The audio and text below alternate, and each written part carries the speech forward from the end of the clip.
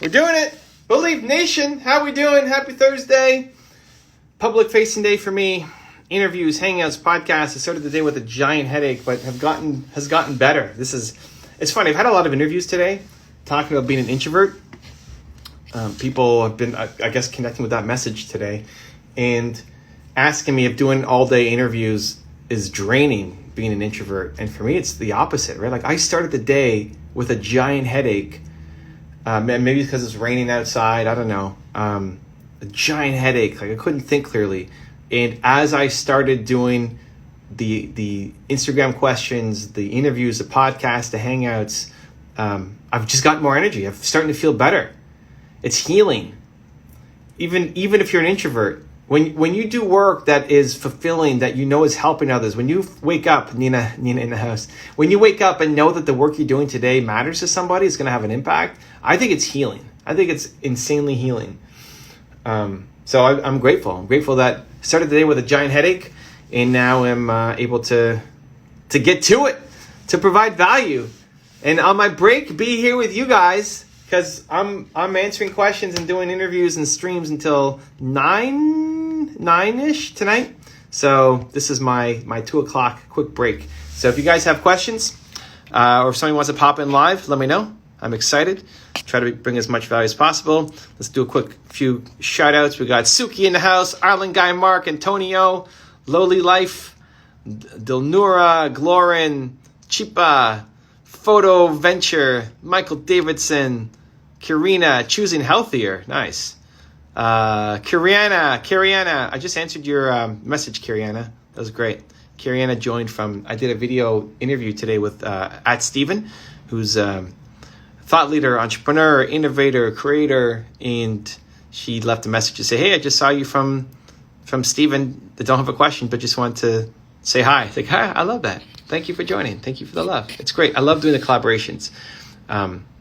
And it's so easy on Instagram, right? Steven is in New York. I'm here in Toronto. We might have never met. I mean, I haven't met him personally before today. He's watched a whole bunch of my videos and said he's watched the hundreds of my videos. And, I don't know who he is. I didn't know who he was before this. And it was great. It was great to connect and have an awesome conversation. And now, an extra connection. And I love people who are putting out creative work to try to make the world better, right? And he does it his way and I do it my way. And that's the advantage of something like this, an Instagram. All right, so what do we got? Marco, hi from Serbia, welcome. Robin Lee writes, hello, welcome Robin. Joey, it's a great day to have a great day. Thanks for the value you provide. I love that. What? Believe Nation, come on, you guys are amazing. Julianne 9426, hello, glad to find you and your info, amazing. Sativa, hi. I was waiting your live, really inspiring, probably watching your live. Awesome. What to talk to other influencers? Just what do you find interesting? So one of the things I love doing, and I just remembered this morning to do it because I used to do it a lot and I kind of forgot. But when I looked at Steve, I was like, this guy's a cool cat. This guy has some stories to tell. And so what I like doing is at the beginning of a show, and I'm interviewing somebody, to show me, either take me on a tour, like when you're on Instagram Live, you just pick up your phone and go. So take me on a tour of your place or show me something that is personal to you, that has a story with it. So it can be, you get them out of just interview mode, right? I haven't talked to him before, and it's easy just to fall into work and interview mode. I want to have a connection. I want to also show a different side of them that other people haven't seen. So he went to his bedroom and pulled out a chain that had a lion on it, and then told us a story about why he loves lions. And he's got like 20 lions around his house and what it means to him and all this stuff. And so that's a cool intro, right? And I learned more about him, the audience learns more about him, and then we start diving into things that you find interesting. So for me, somebody in the chat said, hey, I loved you on YouTube, Steven. And like, he's on YouTube? I haven't seen his YouTube stuff. So I said, hey, what happened to your YouTube? And he said that he was very active a year ago and he stopped. And so we were talking about helping him get back into it. So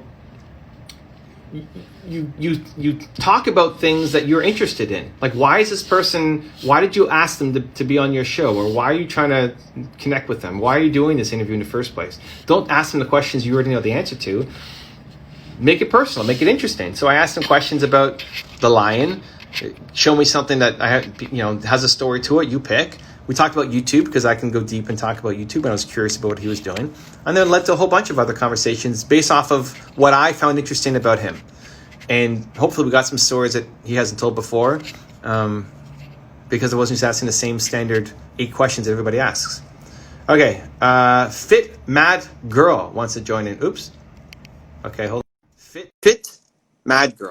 All right, let's bring in Fit Mad Girl. See what we got. See if she's actually mad. Hopefully. Hey. Hi. How are you? Good. How are you?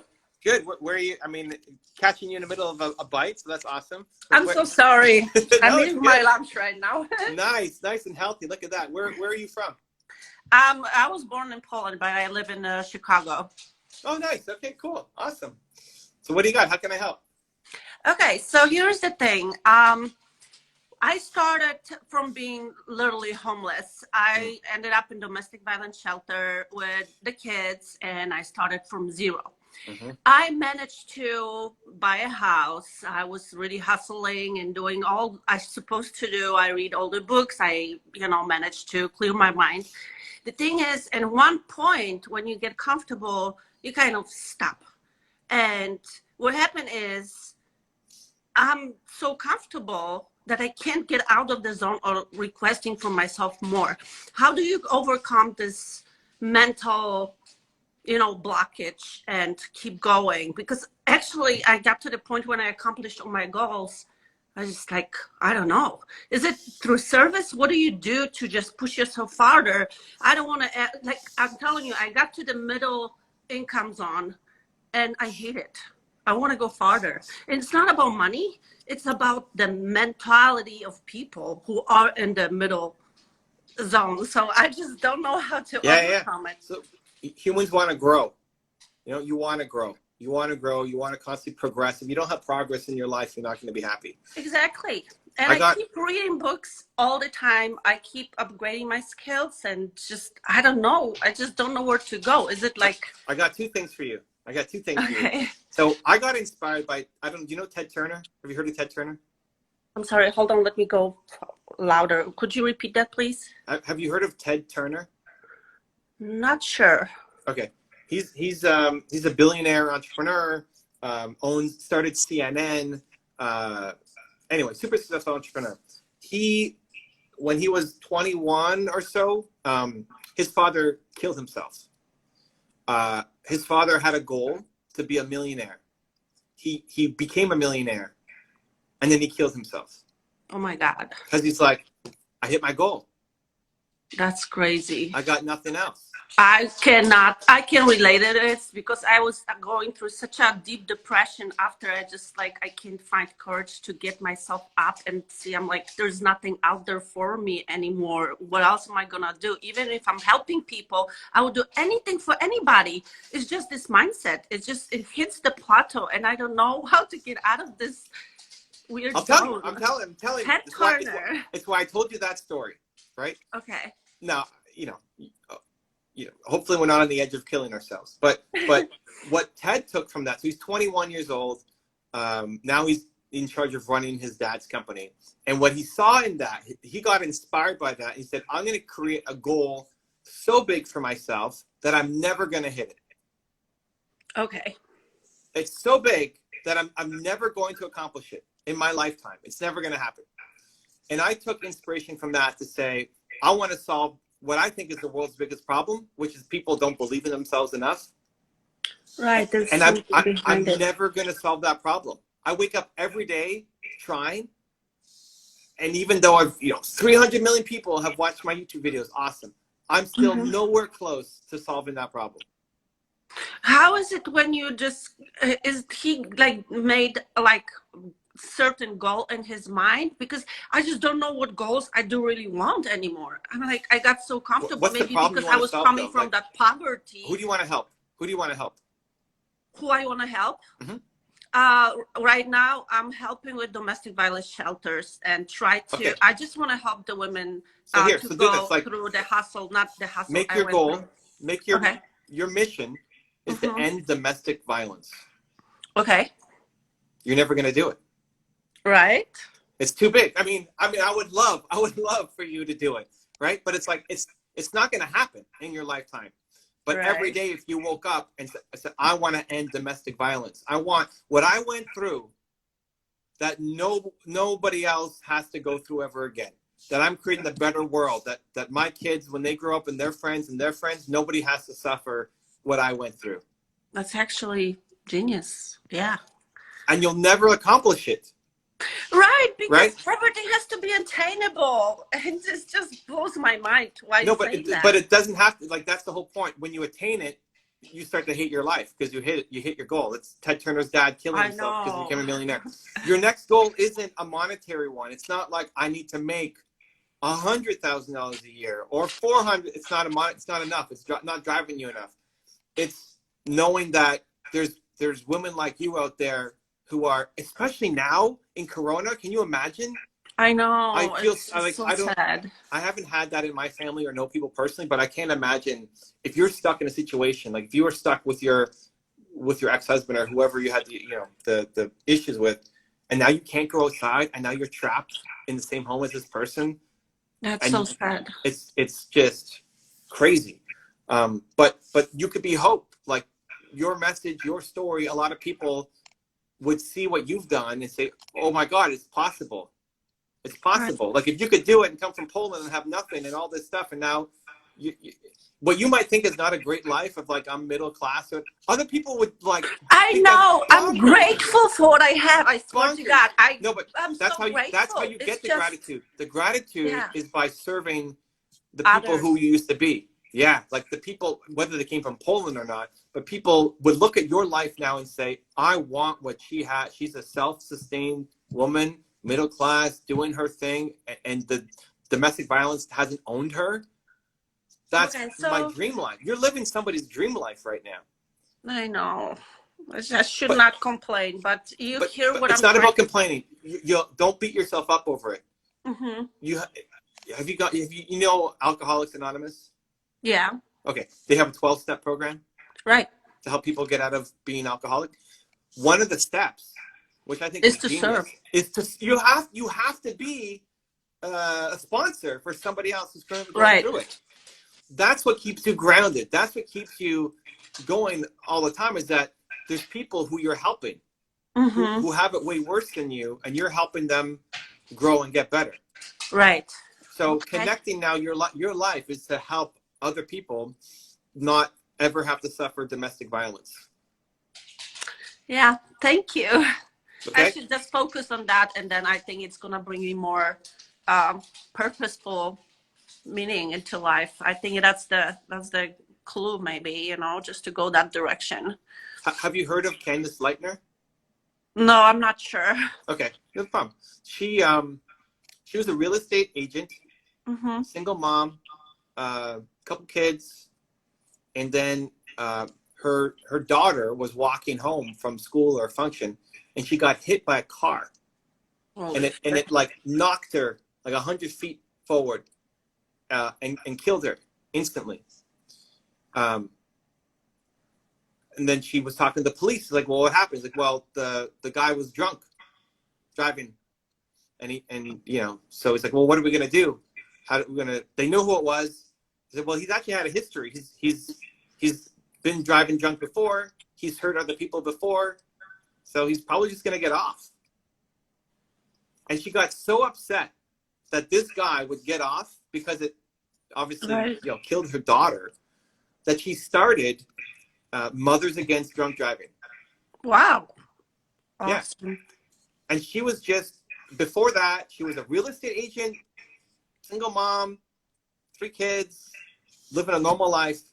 And then that pain happened. And then she had such an impact. See, that's what drove me to this point. Like, all this pain I went through, and my kids obviously having nothing and started from zero. That's what drove me here. And at that point, it's just that. No, here's the thing. Mindset. No. you just need to make it bigger. What drove you to this point was first your own suffering and finally standing up for yourself. Right. That I deserve better than this, that I'm not going to stay in this relationship, that this is not good for me. And finally, I don't know how long it lasted, but you said, finally, I'm going to stand up for myself and I'm going to leave this toxic relationship, right? Right. Then in the career and everything you've done, it's been for you, but for your kids to say, I don't want my kids to be homeless. I don't want my kids to have to worry about food and clothing and all that stuff, right? Yep. So it was you first, right? You at the center, and then your kids. Now it's enough. Now your kids aren't going to go homeless. Enough. Your kids aren't going to, it's not that you're set for life, but the kids aren't hungry. Your kids have clothes. Your kids have the life. So now it's going from you to your kids to bigger, to all the other women who are suffering with domestic violence. I think I got it. Thank you so much. I want to tell you should be proud of yourself for what you're doing in community and all the people you met. And I've been watching your journey from the beginning on YouTube. You're amazing. Thank you so much for giving me your time. I really appreciate it. Appreciate you. Good luck. I'm cheering you on. Thank you. Bye. Bye. She's got it. I love it. What a heart. What a big heart. Feels good, man. Feels good. Okay. Next, we got a couple minutes. We got, what, 9 minutes? Okay, let's go. What else we got? Island Guy, 74. Marc, Russell Brunson suggested showcasing 5 categories of your life on your IG page so that you don't appear one-dimensional. And then, okay, it's like, do I agree with that?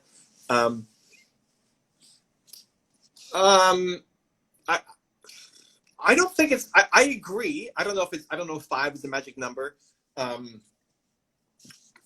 I think of it less though as a marketing strategy.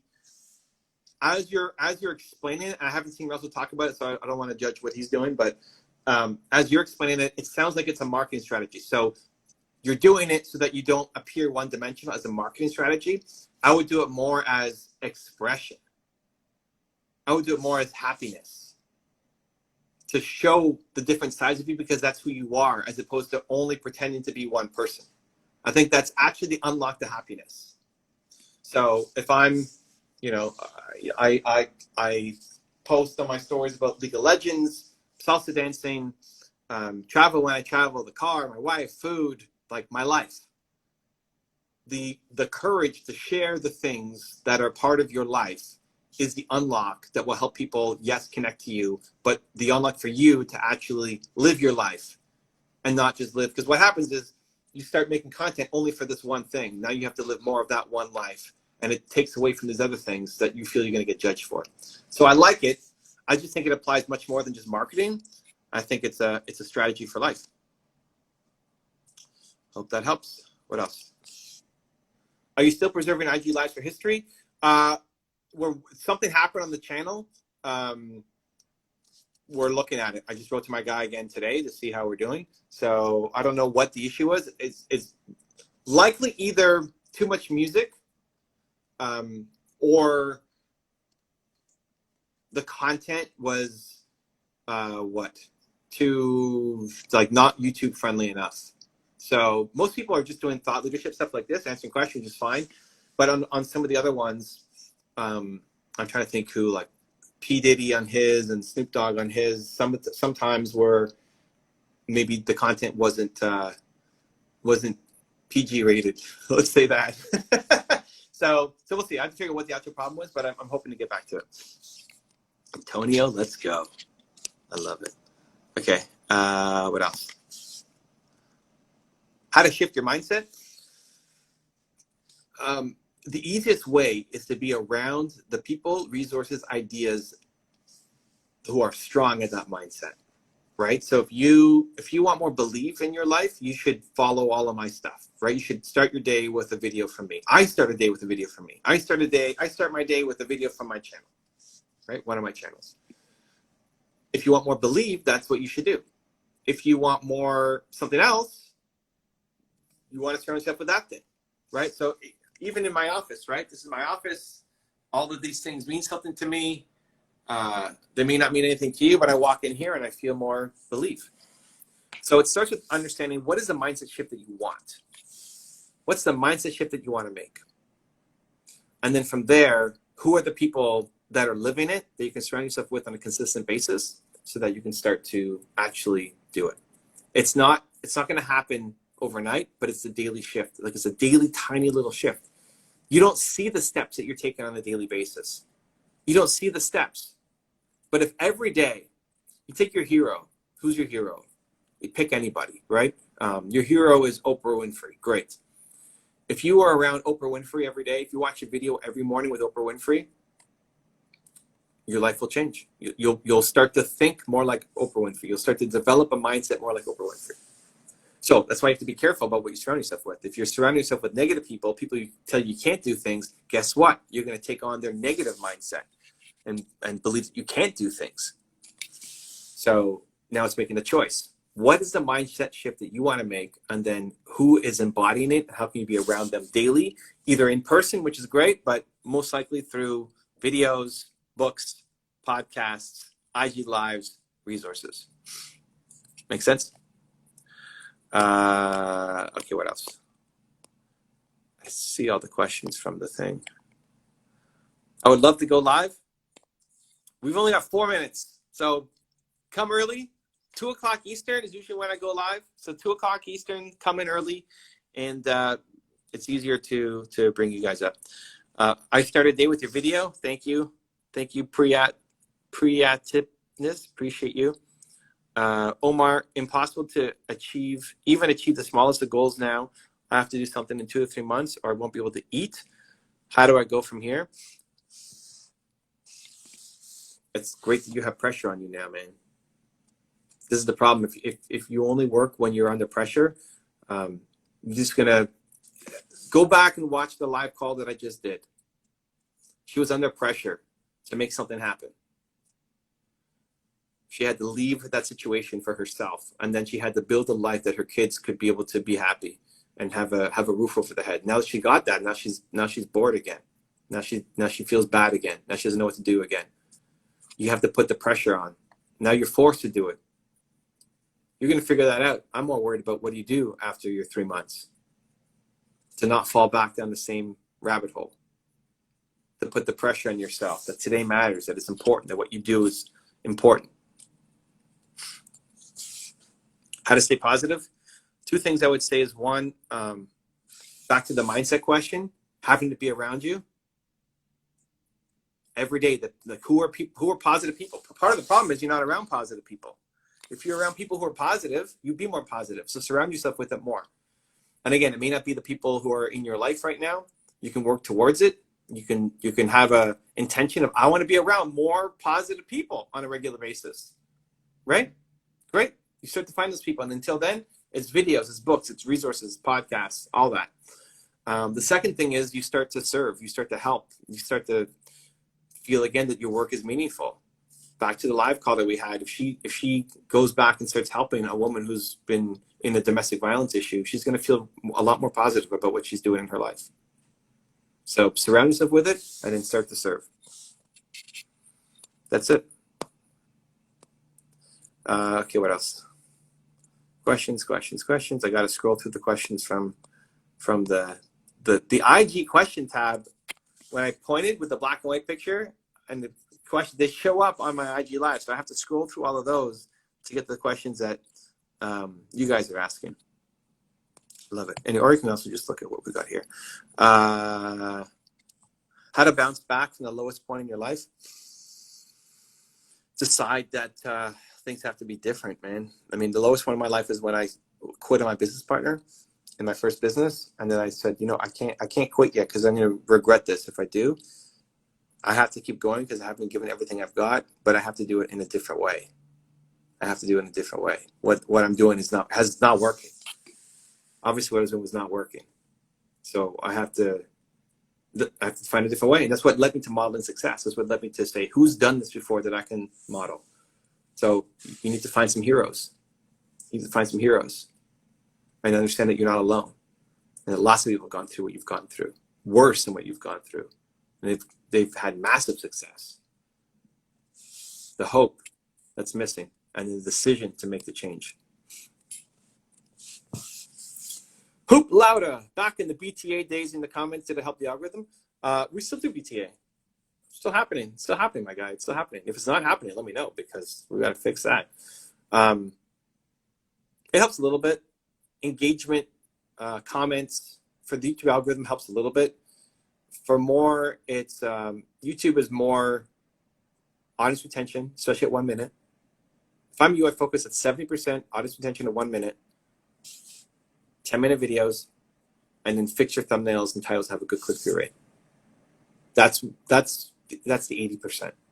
The last 20% are things like comments and all that. But if you get 100 comments on a video that normally gets 8 because you ask people to leave a comment, it's not really going to make a boost. If you have a low audience retention, if your videos are super short, and you have a crappy click-through rate. So focus on those things. What else? Maybe last one because we're over. That's fine. One more. Find some heroes. I like that. Awesome. Sending love and positivity to everyone. We're all in this together. Appreciate you. My hero is Meat Van. Meat Van. Okay, I don't know who that is, but awesome. Great. Like follow Meat Van all day long. Find some heroes. I like that. Last one. I'm an event organizer. What should I take? I'm an event organizer. What should I take next step because of Corona? So one, I'd be doing events now, just online events. Don't lose your brand. Don't lose your touch. Start. The good news about, so it obviously sucks because you can't run an event, right, anywhere. But all the people who you would want to get in an event, to speak, to host, to organize, to be a part of, are now easier to get than they've ever been because you look at any speaker that you're trying to get a hold of, people you would never have a shot of, you naturally have a shot at now to do an online event. Because one, they can do it from home. Two, they're not traveling around, the world right now speaking. And so if I'm you, I would be building those relationships up right now with the speakers and key people that you're trying to build connections with, and run an online event that they can do from their home, so that when Corona's done and things open up again, you can have this stable of people who've already worked with you say, hey, now we want to do this event in whatever city are you in. You built the relationships. Right now is not, big money coming from paid events. Right now is your relationship building time, so that when things open up, you've got the ideal roster of people to go launch with. That's what I got. Guys, thank you for the love. Appreciate you. We'll do it again tomorrow, 2 p.m. Eastern. Continue to believe. Come early. Bring your questions. Much love. See you tomorrow.